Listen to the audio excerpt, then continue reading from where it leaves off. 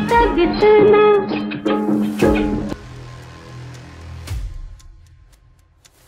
शोध कुठं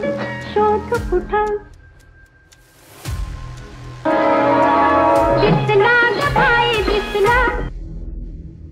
अजितदादा पवार यांचा काल बीड दौरा झाला। मात्र या बीड दौऱ्यामधला एक व्हिडिओ सध्या प्रचंड व्हायरल होतोय। दिसला ग बाई दिसला या मराठी गाण्यावरती हा व्हिडिओ एडिट करून सोशल माध्यमांवरती व्हायरल केला जातोय। काय आहे या सगळ्याच्या पाठीमागची कहाणी? नमस्कार मंडळी, स्वागत आहे आपलं ट्रेंड मराठी या लोकप्रिय चॅनल मध्ये। अजितदादा पवार यांचा परळी दौरा होण्या अगोदरच खरं तर परळीमध्ये घटना घडली। शिवराज दिवटे नावाच्या एका तरुणाला बेदम मारहाण करण्यात आली आणि त्याला डोंगराळ भागात नेऊन मारहाण केली, रिंगण करून त्याला मारलं गेलं। मात्र या सगळ्या गोष्टीमध्ये जे आरोपी सामील होते तर ते आरोपी जे आहेत तर मुंडे गँग म्हणून त्यांना संबोधलं जात होतं आणि त्यांचे जे फोटो आहेत ते वाल्मिक कराड असतील, धनंजय मुंडे यांच्या सोबतचे ते फोटो सोशल माध्यमांवरती व्हायरल सुद्धा झाले होते। त्यामुळे या सगळ्या प्रकरणाला धरून संवेदनशीलपणे अजितदादा पवार व्यक्त होतील अशी आशा होती आणि त्याच अनुषंगाने अजितदादांचा हा दौरा झाला। मात्र अजितदादा पवारांनी शिवराज दिवटे याची भेट काही घेतली नाही। या सगळ्या गोष्टीला धरून कुठं ना कुठंतरी मराठा बांधव जे आहेत तर ते नाराज झाल्याचं पाहायला मिळालं आणि त्यांनी अजितदादा पवारांना अडवलं सुद्धा आणि अडवून या सगळ्या प्रश्नांवरती खरं तर त्यांनी बोलायला सुद्धा लावलं। मात्र या सगळ्या दौऱ्यामधला एक व्हिडिओ आहे जो की बैठकीचा व्हिडिओ आहे आणि त्या बैठकीमधला हा व्हिडिओ खरं तर सोशल माध्यमांवरती प्रचंड व्हायरल होतोय। व्यासपीठावरती पंकजाताई मुंडे आहेत, अजितदादा पवार आहेत, त्याचबरोबर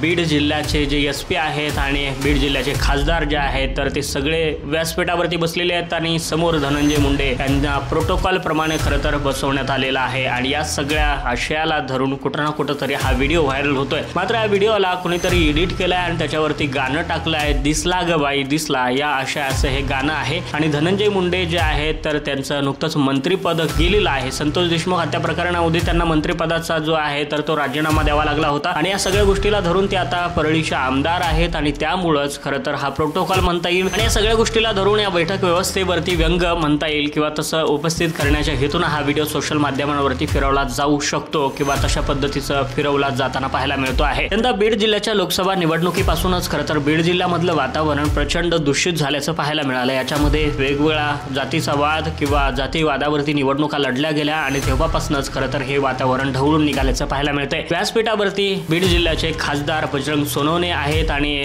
समोर जे आहे तर धनंजय मुंडे आहेत आणि त्यांना तिथं बसवण्यात आले। या सगळ्या गोष्टीला धरून या बैठक व्यवस्थेवरतीच कुठे ना कुठे तरी हा व्हिडिओ भाष्य करतो आहे, व्यंग निर्माण करतो आहे आणि त्या आशयानं हा व्हिडिओ व्हायरल केला जातो आहे। ट्रेंड मराठी या सगळ्या गोष्टीचं अजिबात समर्थन करत नाही, फक्त आम्ही हा व्हिडिओ सोशल माध्यमांवरती व्हायरल होतोय तो प्रेक्षकांपर्यंत पोहोचवण्याच्या हिशोबानं हा व्हिडिओ बनवलाय। वेळोवेळी अपडेट आपल्यापर्यंत पोहोचवण्याचं काम करू, त्यासाठी आपल्या ट्रेंड मराठीला सबस्क्राईब करून ठेवा।